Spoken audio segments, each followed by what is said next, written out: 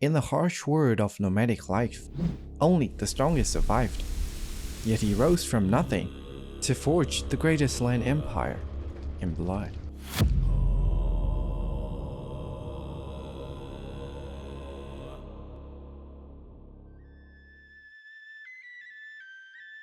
Our story begins with this guy, Yusuke Bagata, the chief of a tribal confederation, and he just happened to be riding on the hills somewhere near the Ono River, and then he spotted something. A man named Chalidu from the clan of Market was escorting a new bride he had just married. Yusuke saw the girl, and boom, he instantly fell in love with her.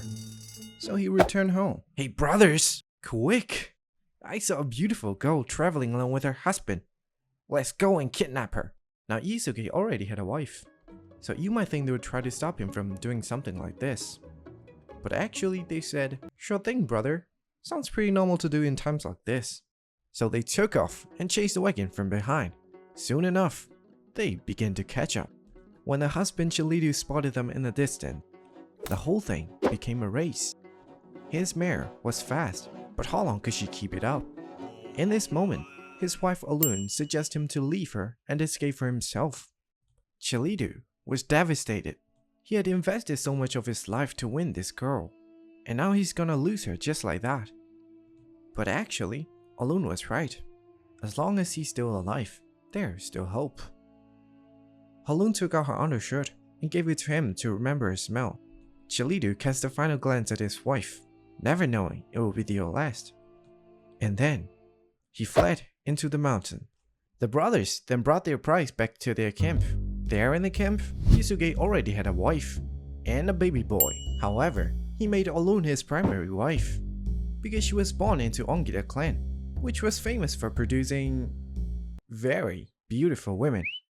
A few years later, around the 1162, Alun gave birth to a son.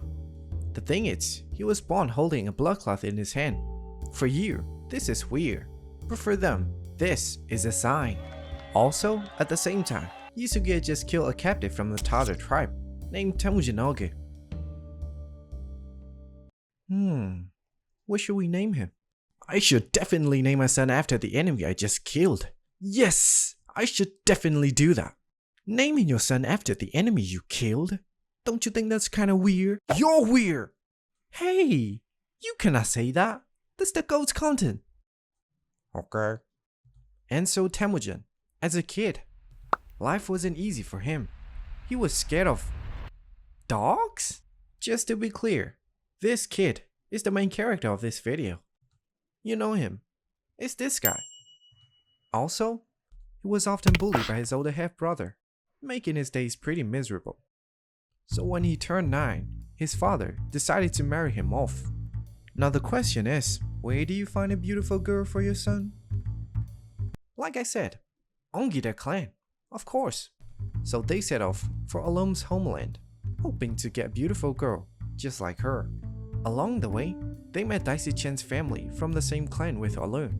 When Daisy-chan looked at Temujin, he saw flames in his eyes and fire in his face. He quickly told Yusuke they should betroth their children. When Yusuke looked at the girl, Bote, he also saw the same potential in her eyes. So, the two fathers sealed the engagement right there. After spending a few days with Daisy-chan's family, Yusuke followed tradition and left Temujin to serve the family for a few years. On his way back home, Yusuke came across a feast, so he joined in on impulse. However, those people were Tatars. More than that, they were the very follower of Temujin Og, and the Tatars recognized him immediately. Whoa. Look who's here, guys. It's Yusuke of the Bojigan. Yusuke, care to join us? Huh? But you're the enemy. Oh, come on. We're all best friends after a few cups. Right, fellas? Yeah!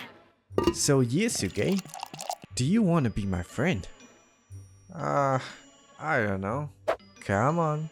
I'll be truly honored. Yusuke had no choice but to accept the modest request from the Tatars. When he left the feast, he fell from his horse. An excruciating pain was tearing through his stomach. Yusuke had been poisoned.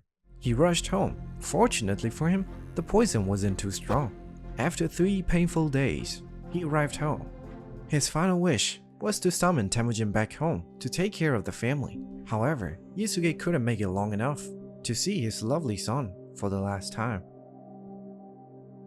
Now that Yusuke was gone, Alun wanted her sons to take his place, but the people of their clan couldn't agree to that plan. Soon enough, one of the major tribes in their clan, called Taichuts, broke away from them. And to their surprise, all the people in their clan followed Taichuts and abandoned their family. An old man took pity on them and questioned the people for doing such a thing to the family of their leader. For his kindness, he was stabbed with a spear.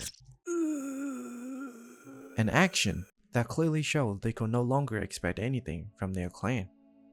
2 women and 7 children were left alone to survive on their own. Isolated in the hills, they struggled just to find enough food. But Alun wasn't just the kind of woman to give up. She had a heart full of fire and refused to let her family crumble. She said, "Sojige, hold my baby. I will take care of this." And she foraged for food on the steppe and took care of the entire family. As the children grew up, they did not let their mothers down. They stood up and did their best to keep the family going. They fished in the rivers, hunted in the forest, and tended to their horses, slowly carving out the life for themselves despite the hardships. When everything started to go well, a new problem emerged. Temujin's older half-brother Beketa began showing dominance in their family. One day, he stole the bird Temujin caught. The next day, he stole and ate the whole fish Temujin and his brother Kaza caught. Furious, they went to their mother to complain. "Mom, Beketa had been bullying us. Punish him severely." Temujin, "No, we're struggling to survive and you're whining about sibling drama." "But Mom, he's obviously bullying us." "Listen, sweetheart, we've only got each other out here. This little family is all we have to lean on. Hating each other won't solve anything, son. Look, why don't you just, go give him a hug? Maybe that will stop him from bullying you again." "Mom, are you serious right now?" As their mother response only doubled their anger, the brothers did the unthinkable. Beketa was having his time. After asserting dominance on his brothers without facing any consequences, his future as the family leader seemed more certain than ever. But this great fortune did not last long. "Excuse me? What are you doing?" "We're gonna kill you, Beketa. You stole my bird." "Dude, I was kinda joking." "Kaza, brother, you don't need to do this, do ya?" "Shut up, Beketa. You ate my fish." Beketa's desperate pleas failed to break through the brothers' blinding rage, and at a range that close, the shots never miss. When they returned home, Alun saw the truth in their eyes. Even though Beketa was in her blood, Alun's heart broke as she mourned him deeply. For Temujin, this murder was more than just a bird and a fish. It's more likely he saw Beketa as a future rival. Thus, Temujin killed Beketa not out of childish spite, but to eliminate a potential rival.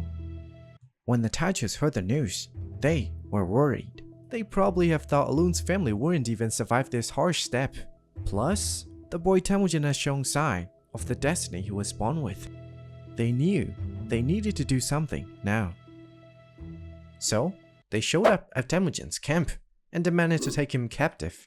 Temujin, being no idiot, ran into the dense wood, and after almost 10 days, he could no longer fight the hunger, so he came out and immediately got captured. Taichu threw him into a wooden cage and made sure he was humiliated. But not every Taichu man saw him that way. This guy, Sogen Sira, took pity on Temujin. As a captive, Temujin was moved around to different families every day, and whenever he ended up in Sogen's yard, he treated him well.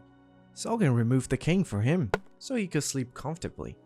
Despite all that, Temujin's life was still pretty miserable. He missed his family and the freedom he once had. It seemed like he could never escape this miserable life. But everything changed one night, at a feast. Every year, Taichu celebrated a feast near the On River, called the Reddest. And for some reason, they brought Temujin there with them.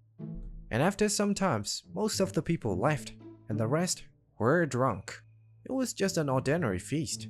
Except, Temujin's captor that night was a young feeble boy, easily distracted and barely paying attention to him. That's when he came up with an idea. Oh my gosh, look! Huh? What? At this very moment, Temujin took his chance.